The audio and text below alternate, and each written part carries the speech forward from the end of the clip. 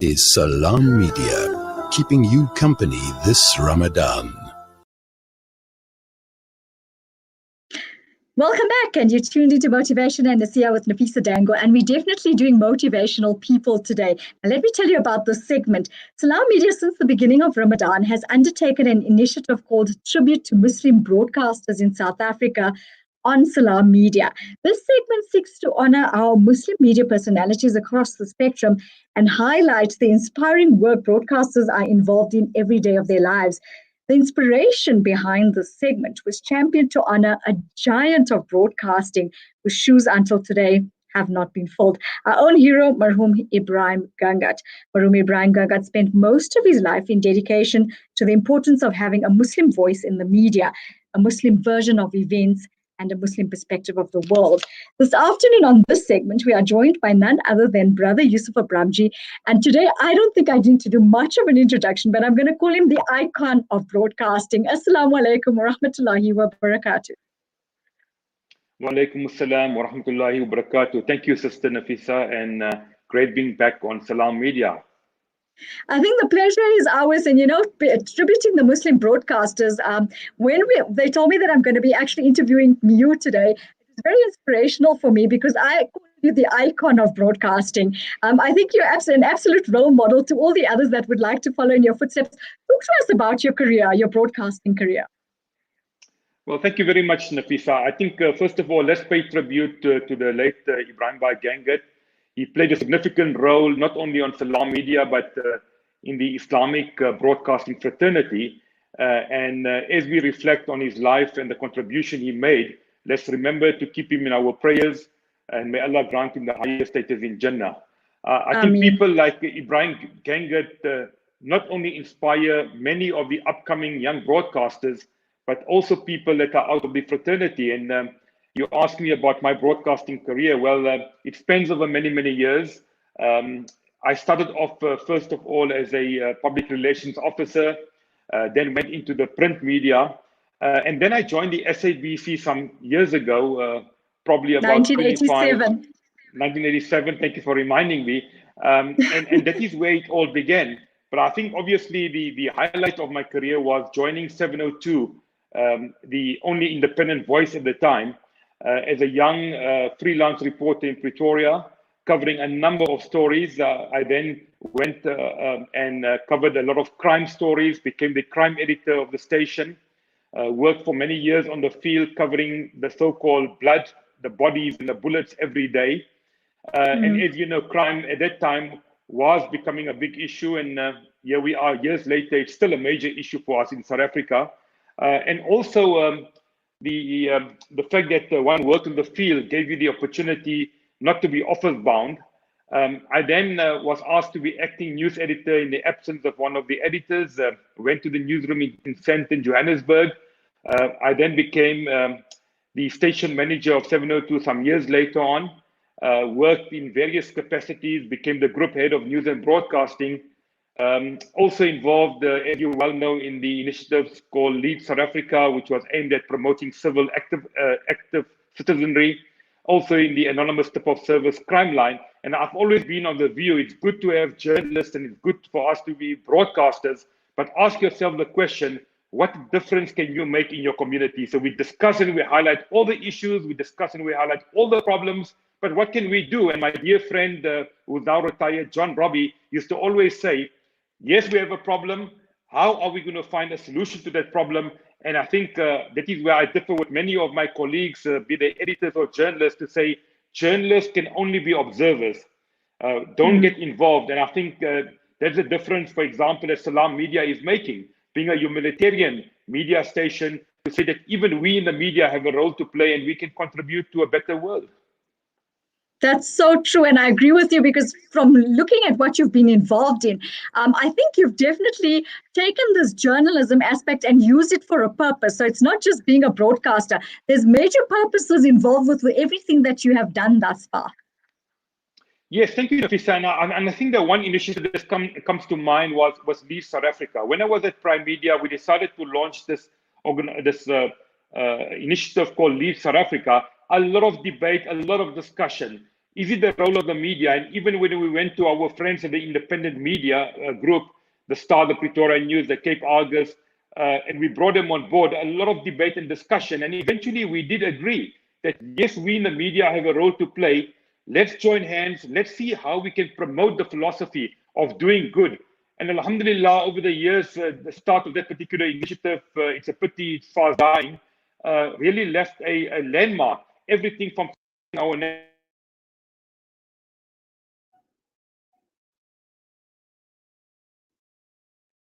promoting awareness on a number of issues, promoting road safety, and so the list continues.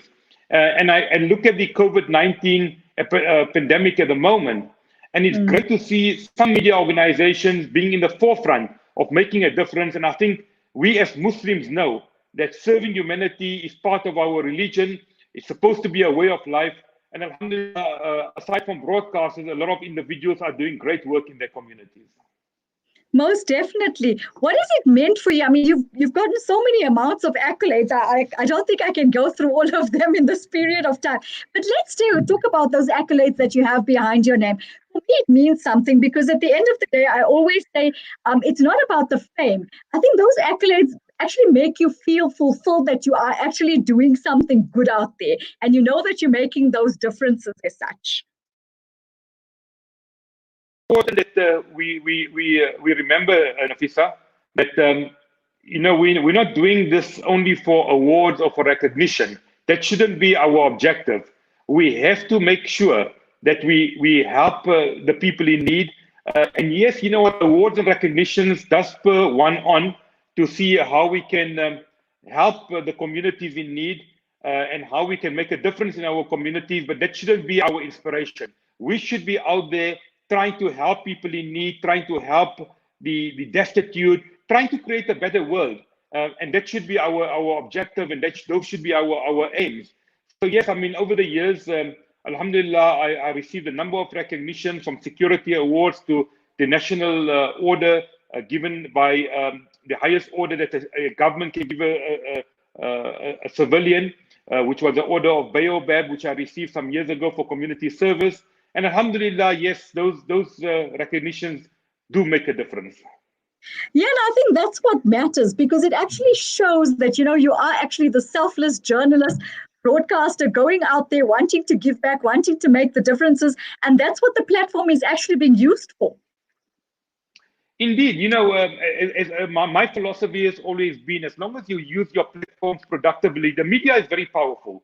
The media is a great platform to create awareness, to mobilize, to educate. And it's good that we have so many, especially Islamic media platforms, that are really making a difference. And I think at the minute we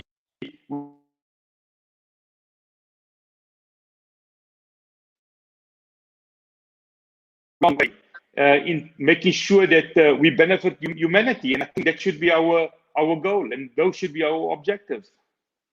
Most definitely. And I think it makes us understand that each one of us has a purpose to serve.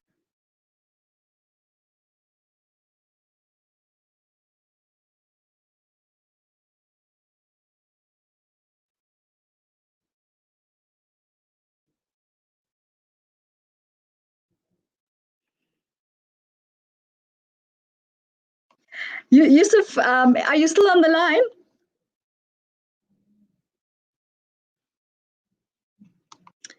Okay, so that was Brother Yusuf Abramjee. He's definitely enticing us in a way to actually, I think we're going to use him as an icon and a role model with our tributes as such, because he's been given back in so many different ways. He's using his platform of broadcasting to not actually just learn about broadcasting itself and get himself out there. But what has happened is he's actually used it as a platform to be selfless and to learn to give back and to use it with a purpose and to create awareness about the issues around us and helping us find possible solutions. And I think one of them is the crime situation that we have in our country right now.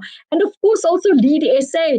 The crime statistics or as we look right now are unbelievably out of control. So Yusuf, I was just talking, I think we seem to have lost each other somewhere along the line, but I was just apologies. telling our I think technology is losing, letting us down today. Yes, but I think, I was just telling our listeners how phenomenal it is to know that you've taken this broadcasting career of yours and given it and used it for a purpose to be able to go out there and make differences, and not just in a small way, in a big way. And I think you found your purpose that way. That's what I would say. Alhamdulillah, I think we did. And you know what? Making a difference is important in whatever we do. And, when I decided to leave the broadcasting fraternity some 5, 6 years ago, I decided that we still have to do good. And today, with the advent of social media being so rife, whether it's Twitter, Facebook, these are important platforms that we continue to need to use. And as much as social media has become quite a nuisance in a lot of ways, promoting Islamophobia, promoting racism, people becoming personal, I don't think we should be distracted. As long as our intentions are good, we're making a difference. And like I often say, and I said it to you once before, the dogs bark, the caravan moves on. We shouldn't be sidetracked by critics. We have many, unfortunately, people in our community that sit back, that just criticize, that don't look at the good being done by a number of organizations, by the media, by civil society.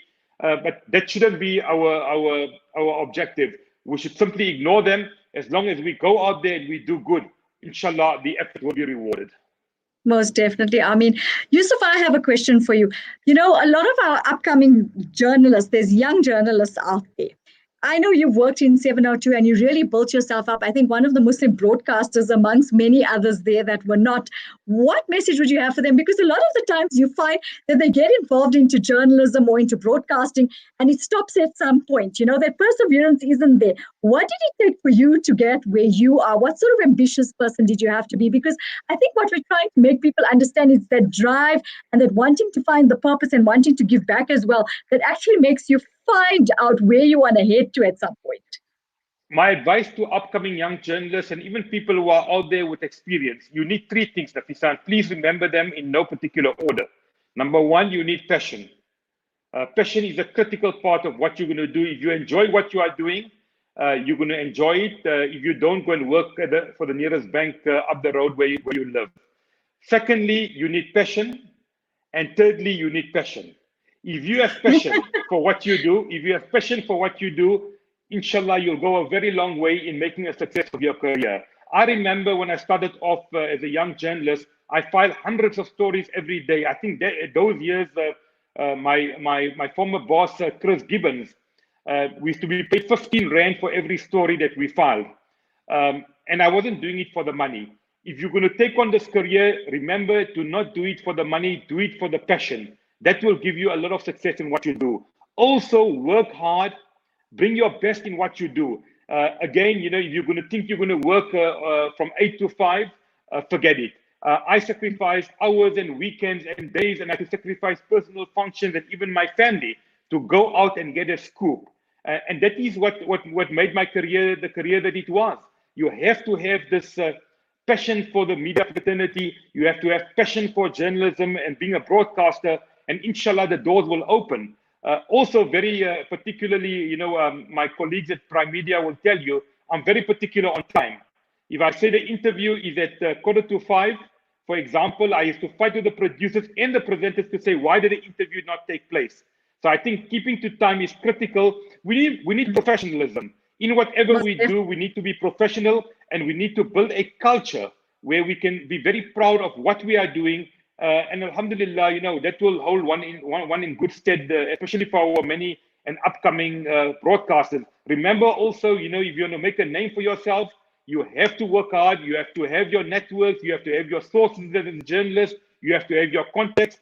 And with that, hopefully you'll be able to get the scoops, and you'll be able to then go out and make a name for yourself within the broadcasting fraternity.